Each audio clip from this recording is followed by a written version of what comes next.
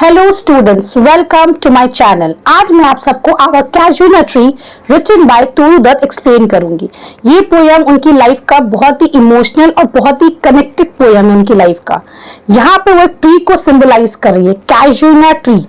ठीक है, अच्छा मैं आपको इस वे में पढ़ाऊंगी कि ताकि आप लोग मेरे वीडियो को पॉज कर करके ना आप लोग इंग्लिश में इसको अपने आंसर्स में भी लिख सकते हैं। पहले मैं आपको इंग्लिश में बोलूंगी, फिर आपको हिंदी में एक्सप्लेन करूंगी।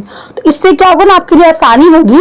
अगर आप उसको क्रिटिकली अप्रिशिएट भी कर पाएंगे, लिख सकते हैं, आप लोग पूरा एक समरी लिख सकते हैं पोयम का। मैं इस वे में आपको आज पढ़ाऊंगी। The Toru Dutt has left behind such a glorious legacy that even today we think of her as a marvelous young girl who died before her prime after blazing a trail of brilliance in early Indo-Anglican poetry। मतलब वो उनको एक ऐसा young girl की तरह बताया जा रहा है कि जो अपने उभरे हुए वक्त में, जब वो उभर रही थी, उससे पहले उनकी डेथ हो गई। She was the first woman writer in the history of Indo-Anglican literature. Indo-Anglican literature में she was the first woman writer. She was also among the first to realize and affect too much the needed a reapproachment between the eastern and the western knowledge। मतलब यहाँ एक तरीके का ना वो क्या बोले, यूनियन क्रिएट करना चाहती है ईस्टर्न और वेस्टर्न लिटरेचर्स का। यहाँ पे वो एक, जब हम लोग आगे आपको एक्सप्लेन करूंगी मैं आपको, तो आपको पता चल जाएगा खुद ही कि किस तरह से वो दोनों को बैलेंस करना चाहती हैं। अब जो यहाँ पे जो ट्री है, the tree stands for a symbolic representations of Toru's past memory. ये उनका पास्ट मेमोरी के बारे में दिखा रहा है।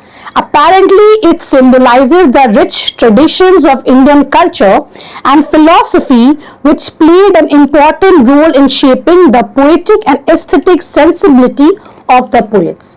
मतलब ये किस तरह से खूबसूरती से दिखा रहा है रिच ट्रेडिशंस को, और यही रिच ट्रेडिशन कैसे उनकी लाइफ में चेंजेस लाए उनके पोएटिक करियर में। Now we will start with that, क्योंकि देखिए ये आप लिख सकते हैं आराम से, ये आप लोग लिख लीजिएगा। अब मैं आपको थोड़ा पोयम एक्सप्लेन करूंगी, वहां पे भी कुछ कुछ लाइंस में मीनिंग आपको बताऊंगी, मैं 2 बार उसको एम्फसाइज करूंगी ताकि वो आपको लिखने में आसानी हो जाए। ठीक है, उसके बाद फिर मैं आपको एक्सप्लेन करूंगी पोयम, ताकि फिर आप लोग उसको आंसर के तौर पर लिख सकते हैं। यह आप इतना पार्ट आप लोग ऑलरेडी लिख सकते हैं। अब हम लोग वापस पोयम में आते हैं। Our casuarina tree like a huge python. यहाँ पे पाइथन का मीनिंग होता है snake. Python meaning snake. Winding round and round, winding का मतलब होता है कर्विंग। ठीक है, like a huge python winding round and round the rugged trunk. Trunk का मीनिंग होता है यहाँ पे stem. Indented deep with scars. Scars का मीनिंग होता है मार्क। ठीक है, मार्क। तो लाइक अ ह्यूज पाइथन, जैसे कि समझ एक ह्यूज पाइथन है, snake winding round and round, कि जो रग ट्रंक होता है ना ट्री का, इंडेंटेड डीप विद स्कार्स, में बहुत सारा स्कार्स है, up to its very summit. Summit का मीनिंग होता है यहाँ पे पीक। ओके, समिट का मीनिंग होता है यहाँ पे पीक। नियर द स्टार मतलब वेरी हाई, मतलब बहुत ही ऊंचा है पेड़। अ क्रीपर क्लाइम्स, एक क्रीपर है। ठीक है, स्नेक का उसको यहाँ पर वो दिया गया। A creeper climbs in whose embraces bound no other tree could live. कोई और ट्री होता है उसकी जगह में तो वो नहीं जी पाता। बट गैलेंटली, गैलेंटली मतलब boldly, the giant wears the scarf. मतलब वो ऐसे उसके पीछे पर लिपटा हुआ है क्रीपर्स, जैसे कि वो एक स्कार्फ पहन के ट्री को, यानी कि जहां पे जायंट के रूप में यहाँ पे सिंबलाइज किया गया है। And flowers are hung in crimson clusters. Crimson सिंदूर का रंग होता है। Crimson cluster all the boughs among were on all day are gathered। gathered का मतलब होता है garnered, यानी कि पूरा garnishing। birds and bee and often at nights the garden overflows with one sweet song that seems to have no close। no close का meaning होता है without an end। sung darkling from our tree while men repose। men जिस वक्त आराम कर रहे होते उस वक्त इतनी खूबसूरत आवाजें आती हैं कि जैसा लगता है कि पूरा ट्री के आसपास एक बहुत ही खुशनुमा माहौल बन गया है। यहाँ पे अब आप लोग आंसर लिख सकते हैं। In the first stanza she imagine the rough trunk of the tree to a huge python. जो ट्री का जो ट्रंक है ना उसको ह्यूज पाइथन से कंपेयर कर रही है। Winding round and round the creeper has indented deep its scars up to the top of the tree. One may also sense a similarity between the tree in the clutches of a creeper attempting to sap its strength and the three young ducks in the grip of a killer disease tuberculosis। अब मैं आपको थोड़ा सा इसको explain करती हूँ। यहाँ पे one may also sense a similarity between the tree, मतलब एक ट्री जो क्रीपर से घिरा हुआ है, the clutches of a creeper attempting to sap its strength, मतलब अपने स्ट्रेंथ को बनाए रख रहा है, and the three young ducks, अब आप लोग थोड़ा कंफ्यूज जाएंगे, three young ducks in the grip of a killer disease tuberculosis.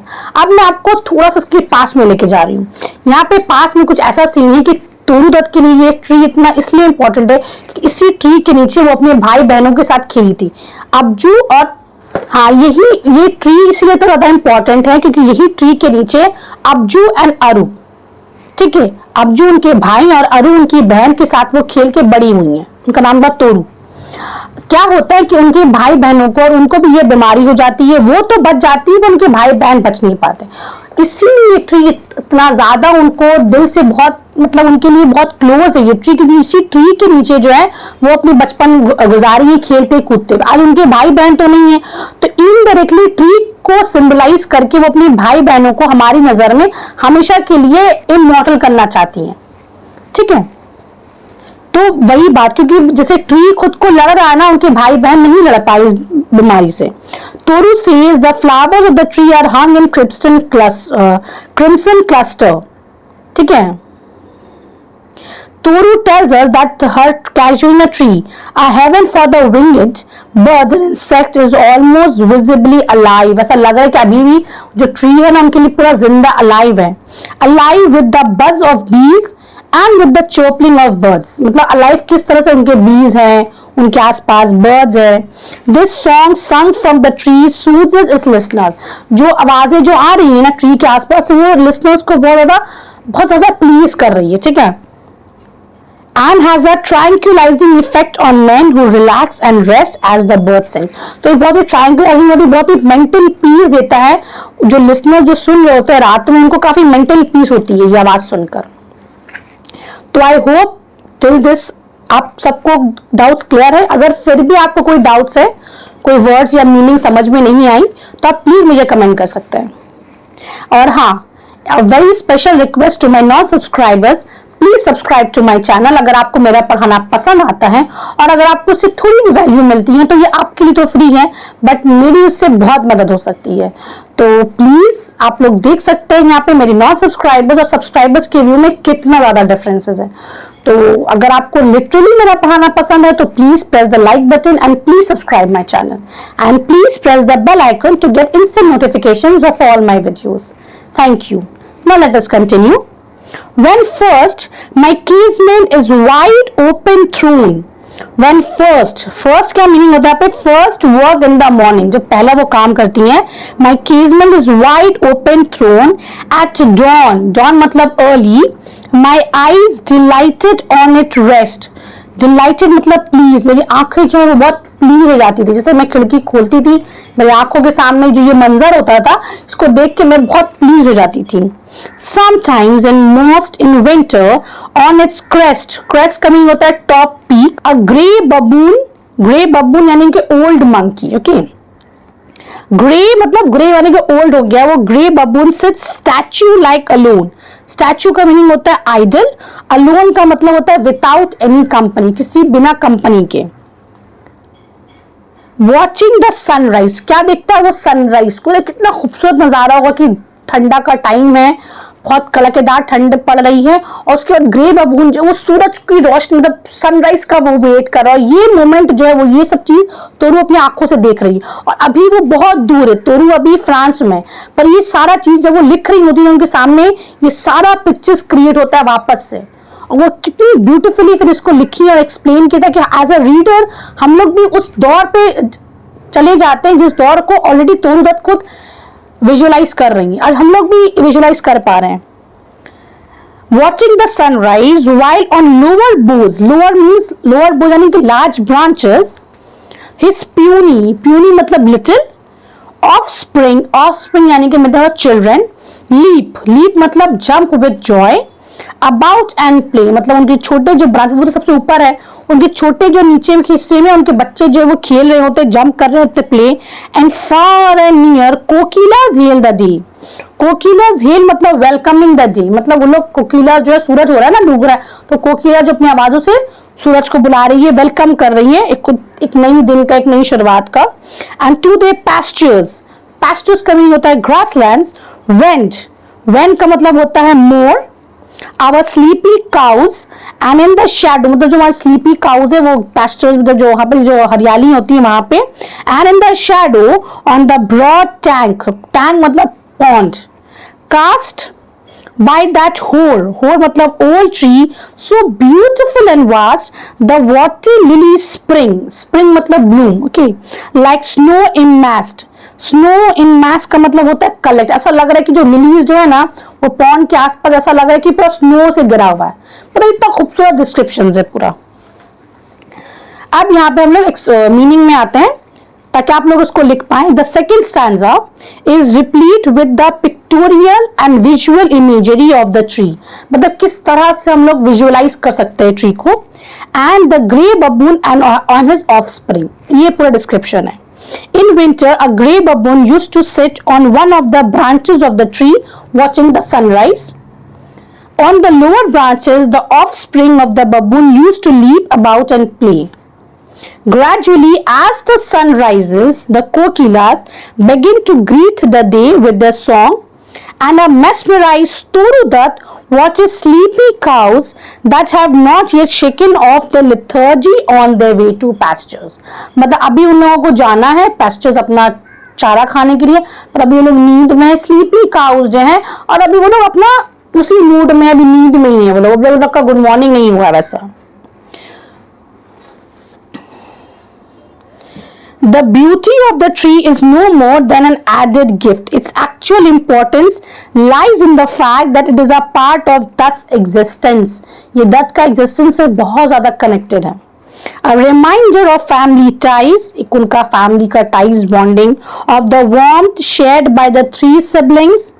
The Abju, Aru, Toru bonding was indeed strong, and in the Abju, Aru, Toru bonding was indeed very strong. तो यहाँ पे आपको समझ में आ गया होगा कि ये जो ट्री है ये इनडायरेक्टली वो अपने फैमिली टाइज, अपने सारे रिश्तों को याद कर रही है, और सबसे इम्पोर्टेंट अपने वो डेथ अपने भाई और बहनों को याद कर रही है। Now let us come to the third stanza, because but not because of its magnificence, no but not, वो यहाँ पे बोल रही है सिर्फ मैग्निफिसेंस यानी कि ग्लोरियस की वजह से नहीं। Dear is the casuarina to my soul, beneath मतलब under the tree it we have played, though years may roll मतलब years may pass by. Oh sweet companions, अब वो याद कर रही है, oh sweet companions, loved with love intense with extreme, for your sakes shall the tree be ever dear. सिर्फ आप लोगों के लिए ही ना ये ट्री मेरे लिए हमेशा डियर रहेगा। Blent with your images status, it shall rise in memory till the hot tears blind mine eyes. तब तक आपका ये इमेजेस को मैं पूरी दुनिया पे ना फैला दूं, मेरी आंखों से इस तरह आंसू बहेंगे कि मैं देख ना सकूं। What is that dirge like murmur? Dirge मतलब funeral song, like murmur मतलब whisper that I hear, like the sea breaking on a shingle beach. It is the trees lament. ये उस आवाज नहीं आ रही है जो हम लोग समुंदर के सामने खड़े होते हैं, जो समुंदर की टकराने की आवाज आती है, समुंदर की टकराने की आवाजें जो हम लोग को जैसे आती है, वो उसके बारे में बात नहीं कर रही है।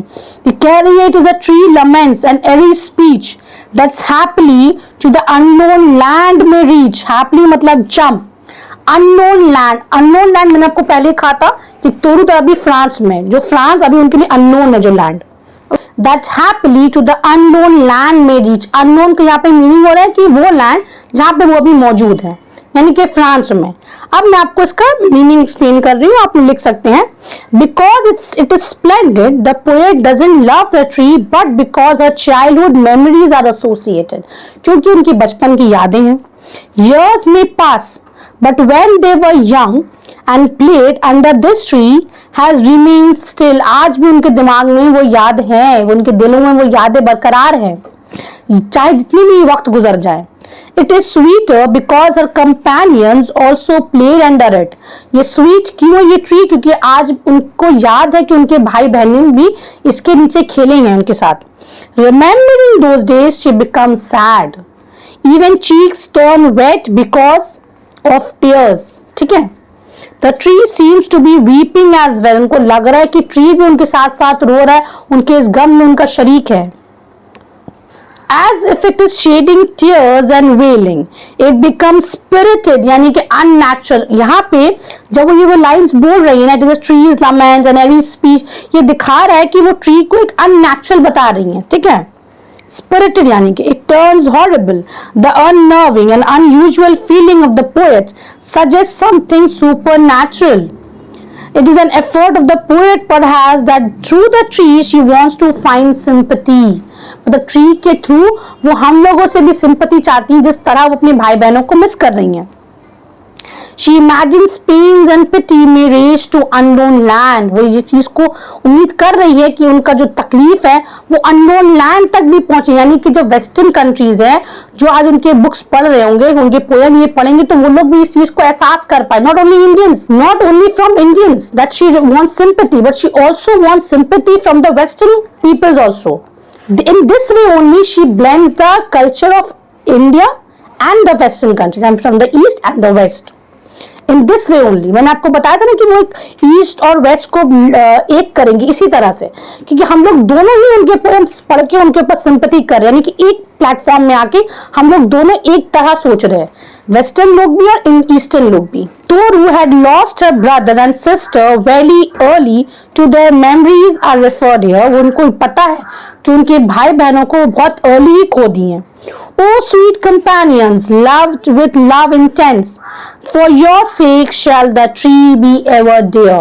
सिर्फ आपके लिए ये ट्री हमेशा हमेशा मेरे दिल में आबाद रहेगा और जिंदा रहेगा। The poetess purposed to dedicate a song in the honor of her beloved tree, so much in association with her dear mates, now no more. She believes that this will remain along with the other trees as it is now even after her own death. उनके अपने मरने के बाद भी ये tree जिंदा रहेगा, immortalized रहेगा। She has also a firm conviction that a poem written in praise of her casuina tree will ever keep it alive in the memory of the world. यानी कि लोग इसको हमेशा याद रखेंगे, और आज इतने साल बाद भी जब हम पढ़ रहे हैं तो हम उसी फीलिंग से पढ़ रहे हैं, ताकि हम लोग को ऐसा लग रहा है कि कैजुइना ट्री अलाइव है, अभी हमारे आंखों के सामने है। Unknown yet well known to the eye of faith. Allah, I have heard that wail far far away. मैंने वो तकलीफ, वो वेल यानी कि lamentations को मैं सुन पा रही हूँ। In distant lands by many a sheltered bay. Bay का मीनिंग होता है यानी कि West Indian tree. Okay. When slumbered का मतलब होता है sleep. In his cave the water wraith and the waves gently kiss the classic shore. Classic मतलब ancient. Of France or Italy, beneath the moon when earth lay tranced यानी कि sound sleep, in a dreamless soon यानी कि faint, अर्थ ऐसे condition में क्या बात अर्थ ऐसा लगा कि अर्थ फेंट हो रहा है। And every time the music rose before mine inner vision rose a form sublime. Form मतलब image, सबलाइम मतलब ग्रेट नोबल, एक ऐसा विजन आता है मेरी आंखों के सामने। Thy form, O tree, as in my happy prime मतलब youth, I saw thee in my own love native clime मतलब my native homeland। मैं आपको उस तरह देख पा रही हूँ खुद को, इस तरह वो यहाँ पे एक्सप्लेन की है। The fourth stanza is highly philosophical. यहाँ पे ये बहुत ज़्यादा philosophical है। The poet observes unknown yet well known to the eyes of faith. Here the term Unknown denotes not simply the native home of the poet. Unknown का मतलब सिर्फ वो नहीं native home of the poet, but also to the world of the departed soul, यानी कि वो world जहाँ पे उनके भाई बहन हैं यहाँ पे heaven. A man who has the eye of faith, एक इंसान की जिसके दिल में faith हो, can see the unknown well as well known. इस तरह से वो अपने मतलब heaven को यानी खुदा को समझ पाता है जिस तरह वो खुद को समझता है. Yoga also says that when a man has an unwavering faith, एक unwavering faith हो in the existence of the divinity, अगर आप खुदा को सामने रख के अपनी सारी उम्मीदों को, अपनी सारी बिलीफ को अगर आप सामने रखते हैं, खुदा को सामने रखते हुए into the art of meditation, अगर आप मेडिटेट कर रहे हैं, खुदा को सामने रख मतलब खुदा को एहसास कर रहे हैं, तो वो लेवल ही आपका सबसे डिफरेंट होता है. And poetry, nothing remains unknown to him in the universe. तो एक पोएट जो होता है ना, उसके लिए कोई चीज अननोन नहीं होता, उसको सब चीज लग रहा होता है, सब उसकी आंखों के सामने है. Because he lives on the plane of consciousness, usually felt as vacuum of the transcendental stage of samadhi.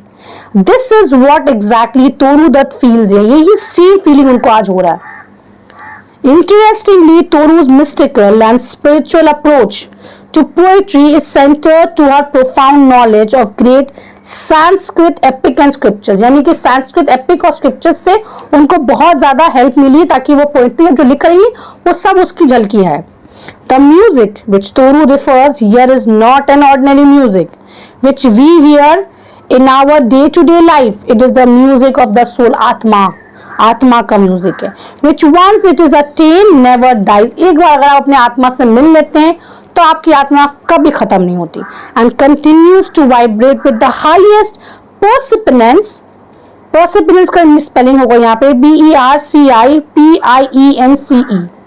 In the minds of the seeker, यानी कि सीकर के दिमाग में हमेशा के लिए वो बैठ जाता है.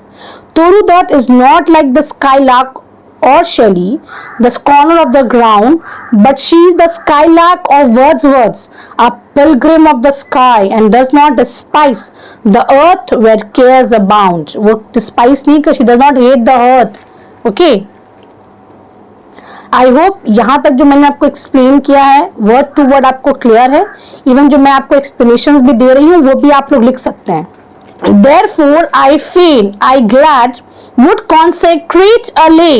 Consecrate का मतलब होता है to collect for holy purpose unto thy honor. Honor मतलब in honor and in esteem of three beloved of those who now in blessed sleep for a repose. वो blessed sleep में हमें dearer than life to me. वो लोग मेरे लिए इतना ज़्यादा dearer थे जितना मेरा अपना जिंदगी भी नहीं है. Alas were they, mayst thou be numbered. Numbered मतलब counted when my days are done with deathless trees मतलब immortals like those in Borodale under whose awful branches, awful माने के big branches, lingered pale fear, trembling मतलब wavering, hope and death, the skeleton and time, the shadow, and though weak the verse, that would thy beauty fain, O fain rehearse, my love defend मतलब save thee from oblivion's curse. मेरा प्यार जो है ना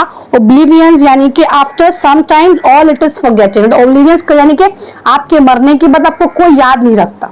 ये कर्स है, ठीक है. तो ये कर्स से मैं तुम्हें, ट्री को वो कह रही है कि मैं तुम्हें इस कर्स से मुक्ति करती हूँ, तुम हमेशा के लिए यादगार रहोगी.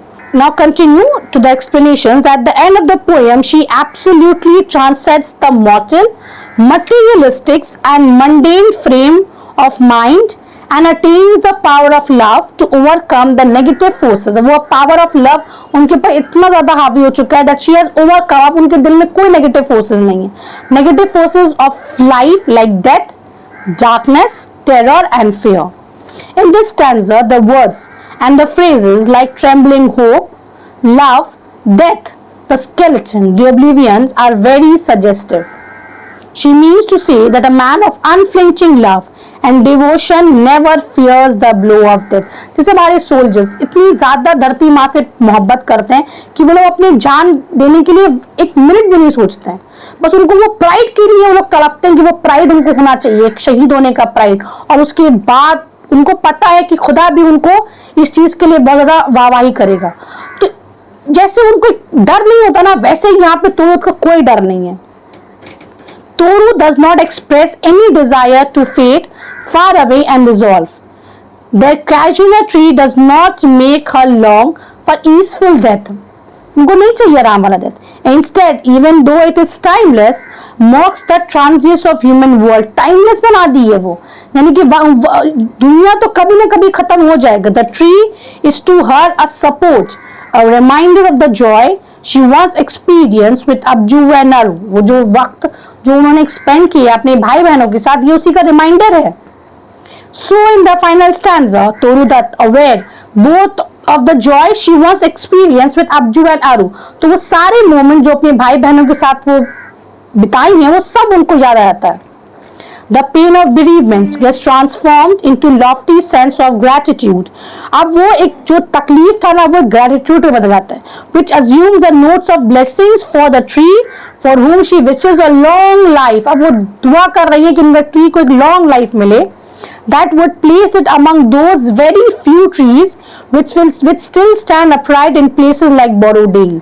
Borrowdale की तरह, जिस तरह वो पोयम आज भी बहुत ज्यादा मायने रखता है लोगों के लिए, वैसे ही वो भी चाहती है कि उनका ट्री भी लोगों के दिल दिमाग पे पूरा बैठ जाए. These are the monumental trees under whose branches linger fear of untimely and unpredictable happenings turns pale. Hope trembles and that fearsome power which cows down even everyone across the world appears weak and helpless. वो लोग जो appears weak and helpless as a skeleton and all the potential time a mere shadow, वक्त को एक shadow, an unsubstantial thing. In one stroke, the poetess invests the tree with a power that surpass the power of the most frightful agents of destructions of human life. वो tree को वो power देना चाहती हैं अपने pen के through, अपनी writing के थ्रू, कि हर चीज वक्त में खत्म हो जाता है पर उनका ट्री हमेशा जिंदा रहेगा. In this way, the subject of the poem, the casuina, surpass the power of the most frightful agents of destructions of human life. मतलब वो पावर देना चाहती है ट्री को कि ट्री अपनी राइटिंग से, कि ट्री कभी मरे ना, वो हमेशा जिंदा रहा. जितने साल बाद भी हम लोग उनकी ये पोएम पढ़ रहे हैं और हमारे आंखों के सामने वो सेम पिक्चर्स फॉर्म हो रहा है जो पिक्चर्स क्रिएट करना चाहती थी तोरू दत्त. हमारे आंखों के सामने उनके भाई बहन जो दर्द से, जो तकलीफ से गुजरे हैं, जो ट्यूबरक्लोसिस जैसी बीमारी का, डेडली डिजीज का, वो हम लोग सब फील कर पाए और कहीं ना कहीं हमारे दिल में वो सिंपैथी भी है. और ये चीज कि वो ईस्टर्न और वेस्टर्न कल्चर को कितनी ब्यूटीफुली एक जगह, एक प्लेटफॉर्म में लाके खड़ा की अपने पोएम के थ्रू, ये भी हम लोग को बहुत खूबसूरती से एक्सप्लेन की है अपनी राइटिंग से. सो आई होप स्टूडेंट आपको मेरा पढ़ाना पसंद आया होगा. अगर नहीं पसंद आया तो आप डिसलाइक भी कर सकते हैं. Thanks for watching. Thank you.